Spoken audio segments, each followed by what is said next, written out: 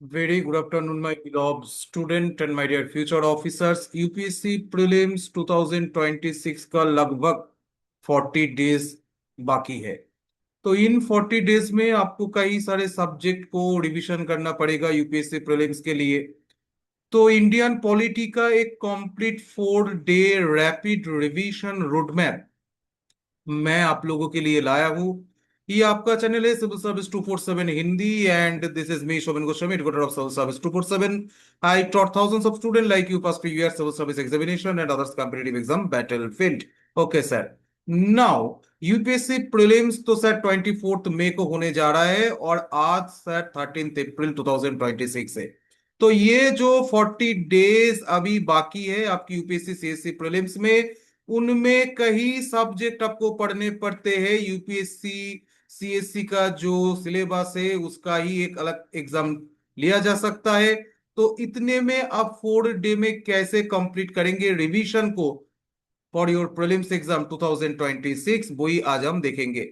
तो mission prelims है 2026, but mission prelims 2026 4 day revision strategy class start करने से पहले मैं कुछ दिखाना चाहता हूं। हाँ सर, दिखाइए। ये जो क्वेश्चन आपको आता है यूपीएससी प्रीलिम्स में पॉलिटी का, लगभग 15 to 17 क्वेश्चन, ओके। और इसके साथ इकोनॉमी का क्वेश्चन रहता है। हाँ सर। तो 15 to 17 क्वेश्चन अगर आप देखोगे तो पार्लियामेंट एंड एग्जीक्यूटिव से 35% क्वेश्चन आता है। हाँ सर। तो पिछले 10 साल का यूपीएससी प्रीलिम्स पेपर की अगर तुम ट्रेंड को एनालिसिस करो, मैं आप लोगों के लिए किया। हाँ सर।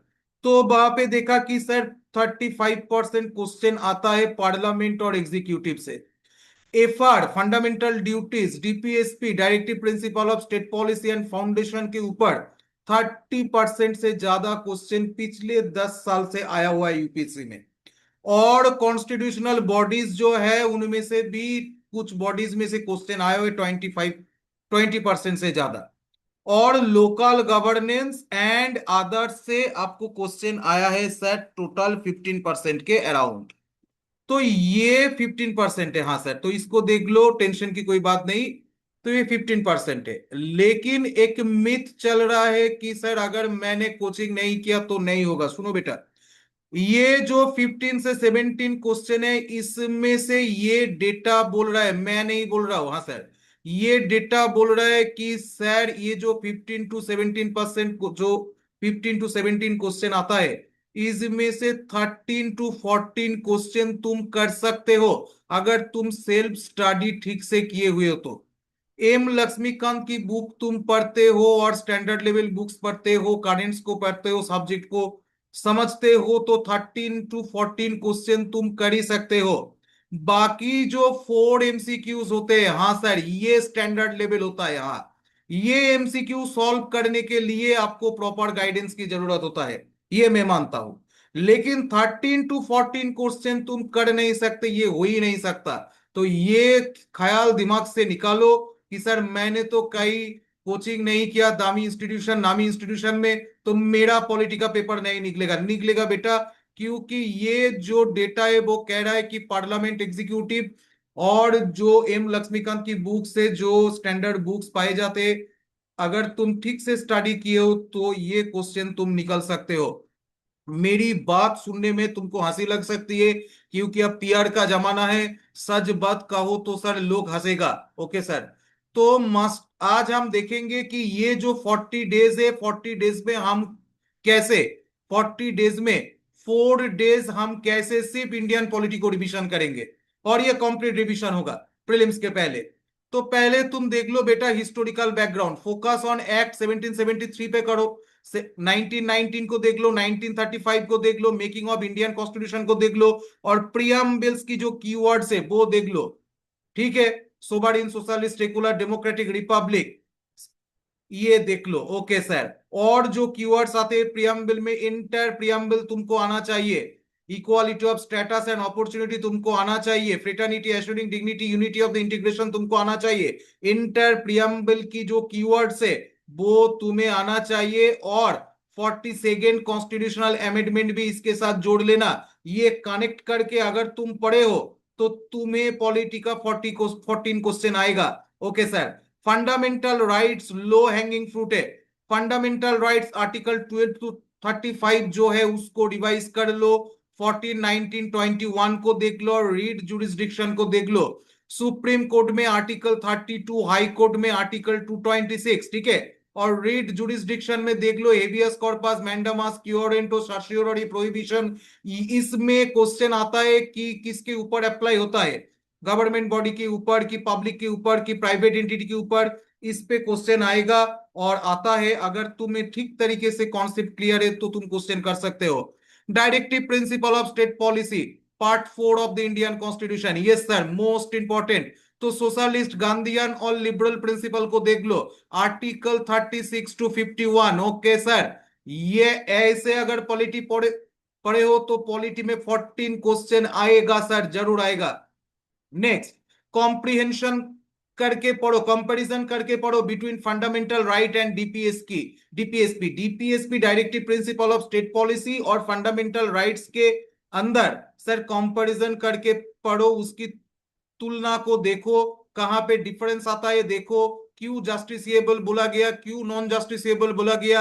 अगर ये वर्ड तुम आज पकड़ सकते हो तो तुम्हारी प्रिपरेशन राइट डायरेक्शन पे हुआ है। अब तुम कैसे याद रखोगे, तो कुछ ऐसे ट्रिक्स याद कर लो कि तुम्हें 12 शेड्यूल्स याद रखने चाहिए। तो 12 शेड्यूल्स में टीयर्स ऑफ ओल्ड पीएम ये तुम रख लो याद में। तो टीयर्स ऑफ ओल्ड पीएम अगर तुम देखोगे तो कंप्लीट 12 शेड्यूल तुम्हारा आ जाएगा, तुम इसका स्क्रीनशॉट ले सकते हो। और क्लास के एंड में मैं एक नया जो टेलीग्राम चैनल वो लिंक दे दूंगा और उसमें से तुम्हें पीडीएफ डाउनलोड कर सकते हो, पीपीटी।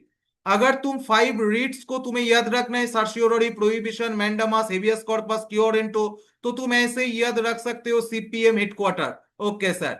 तो ऐसे पढ़ना, ऐसे ट्रिक्स के थ्रू तुम ये 4 डेज रिवीजन दो। तो पहले जो दिन है, पहले दिन में तुम हिस्टोरिकल बैकग्राउंड्स को देखो, पहले दिन में तुम फंडामेंटल राइट्स को देखो, पहले दिन में तुम डीपीएसपीस और ड्यूटीज को देखो। ये जो ड्यूटीज है 51 कैपिटल लेटर ए, ये आना चाहिए। 42nd कॉन्स्टिट्यूशनल अमेंडमेंट 1976 एवं एंड इसके साथ जो शरण सिंह कमेटी है वो भी तुमको आना चाहिए। Okay sir. नेक्स्ट, डे 2 में तुम रिवीजन करो, यूनियन और स्टेट की कंपैरिजन में पढ़ो। तो यूनियन और स्टेट में से क्वेश्चन आता है, मैंने तुमको दिखाया कि 35% क्वेश्चन पिछले 10 साल में यूपीएससी में पूछा गया यही टॉपिक से। तो द एग्जीक्यूटिव में से तुम प्रेसिडेंट और गवर्नर सब की जो पावर्स है उनमें कंपैरिजन करके पढ़ो। प्रेसिडेंट और गवर्नर की पावर में कंपैरिजन करो, उनकी पार्डनिंग पावर्स में कंपैरिजन करो, ठीक है। और जो पार्डनिंग पावर है वो तुम्हें आने चाहिए। और प्रेसिडेंट रूल आर्टिकल 356 को तुम देख लो और डिस्क्रिशनरी पावर्स ऑफ गवर्नर के देख लो। तो ये तुम्हें एग्जीक्यूटिव, अभी टाइम बहुत कम है तो रिवीजन करना पड़ेगा ना बेटा, तो कंपैरिजन में पढ़ो। काउंसिल में देख लो, प्राइम मिनिस्टर को जब तुम पढ़ रहे हो तो तुम चीफ मिनिस्टर को भी एक बार देख लो। जब तुम काउंसिल ऑफ मिनिस्टर्स पढ़ रहे हो तो तुम एक बार स्टेट काउंसिल ऑफ मिनिस्टर्स का भी देख लो, कैबिनेट मिनिस्टर्स को भी देख लो, ठीक है। और इसमें से जो डिसीजन मेकिंग प्रोसेस है वो तुम्हें देखना चाहिए क्योंकि क्वेश्चन यहां से पूछा जाता है। डे 2 में तुम्हें देखना पड़ेगा पार्लियामेंट और स्टेट लेजिस्लेचर। तो स्टेट में डे 2 में मैंने पहले देख लिया सर एग्जीक्यूटिव को, प्रेसिडेंट गवर्नर देख लिया, prime minister, council of ministers देख लिया। अब हम देखेंगे सर लेजिस्लेचर को। लेजिस्लेचर में पार्लियामेंट को देखो, अपर हाउस को देखो, राज्यसभा। स्टेट लेजिस्लेटिव काउंसिल में अपर हाउस अभी स्टेट में नहीं है, कुछ स्टेट में तो ऑप्शनल है, अगर है तो देख लो किन किन स्टेट में है और नहीं है। स्पेशल पावर्स को देख लो कि मानी बिल्स में स्पेशल पावर कैसे रहता है पार्लियामेंट में, लोकसभा का जो लोअर हाउस है पार्लियामेंट का उसको देख लो। ऑल इंडिया सर्विसेज में राज्यसभा कैसे मोर पावर यूज करता है वो तुम देख लो। असेंबली में मानी बिल में स्टेट लेजिस्लेचर असेंबली कैसे अपना डोमिनेंस रखता है वो देख लो। ज्वाइंट सिटिंग का जो प्रोविजन है आर्टिकल 108 वो देख लो कि पार्लियामेंट में अवेलेबल है लेकिन स्टेट लेजिस्लेचर में नहीं है। तो ये तुम्हें वीटो पावर, प्रेसिडेंट साहब का जो एब्सोल्यूट वीटो पावर है, एक्सपेंसिव जो वीटो पावर है, जो पॉकेट वीटो पावर है, ये तुम्हें, सॉरी, जो एब्सोल्यूट वीटो पावर है, सस्पेंसिव वीटो पावर है और जो पॉकेट वीटो पावर है, ये तुम्हें आना चाहिए। गवर्नर कैसे कोई बिल को रिजर्व कर सकता है प्रेसिडेंट के लिए, ये आना चाहिए। और रिसेंट सुप्रीम कोर्ट की जजमेंट भी देख लेना चाहिए कि इसमें गवर्नर कितने दिन तक बिल को एसेंट ना देके रख सकता है, वो आपकी करंट में आ सकता है। तो ऐसे रिवीजन करना पड़ेगा। तो डे 2 में complete executive, complete parliament versus state legislature, ऐसे कंपैरिजन करके पढ़ोगे तो फैक्ट एंड फिगर्स भी याद रहेगा और रिवीजन में भी आसानी होगा। नेक्स्ट जो है वो है grass root power, local self government. हाँ सर, तो लोकल सेल्फ गवर्नमेंट तुम्हें आना चाहिए। और इसमें 73rd and 74th constitutional amendment तुम्हें देखना पड़ेगा। पंचायती राज को तुम्हें देखना पड़ेगा, म्यूनिसिपल कॉर्पोरेशन को तुम्हें देखना पड़ेगा। और जो पेशा एक्ट था, ये यूपीएससी का बहुत ही फेवरेट टॉपिक है और हाई यील्ड टॉपिक है 1996 का। तो पेशा एक्ट तुम्हें देखना चाहिए, जहां पे एक्सटेंडिंग लोकल गवर्नेंस को किया गया था शेड्यूल एरिया में। तो ये तुम्हें देखना, ये तुम्हें आना चाहिए, ये तुम्हें देखना पड़ेगा। और कुछ कॉन्स्टिट्यूशनल अमेंडमेंट्स को भी देख लो, जैसे कि फर्स्ट कॉन्स्टिट्यूशनल अमेंडमेंट और seventh constitutional amendment, 24, 25, 38, 39, 44, 42 constitutional amendment, mini constitutional amendment बोला जाता है, कंप्लीट देख लो। 52 कॉन्स्टिट्यूशनल अमेंडमेंट को देख लो, 10 शेड्यूल को देख लो।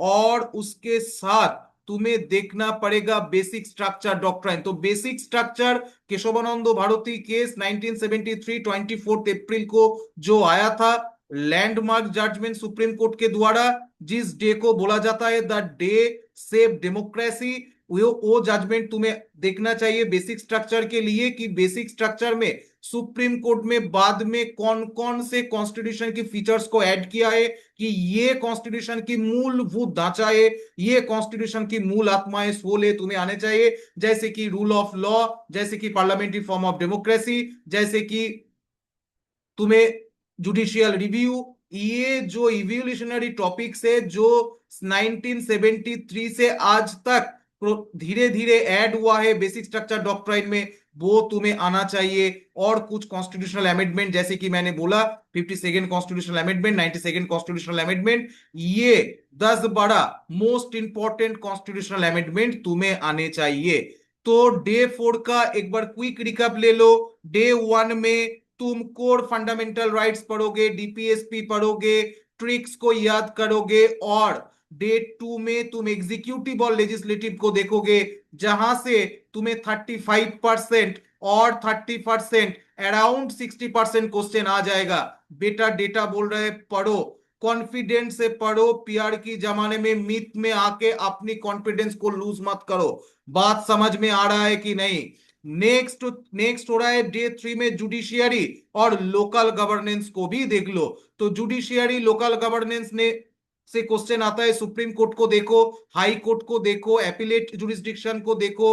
तो ये कंप्लीट आता है, ये क्वेश्चन आता है, इसमें से तुम्हें देखना पड़ेगा।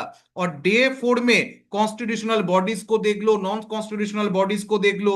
और 100 एमसीक्यू डेली प्रैक्टिस करो बेटा, 100 एमसीक्यू डेली प्रैक्टिस करो with 10 years PYQ. Okay sir, तो इसमें तुम्हें कंप्लीट प्रिपरेशन हो जाएगा, कंप्लीट रिवीजन हो जाएगा।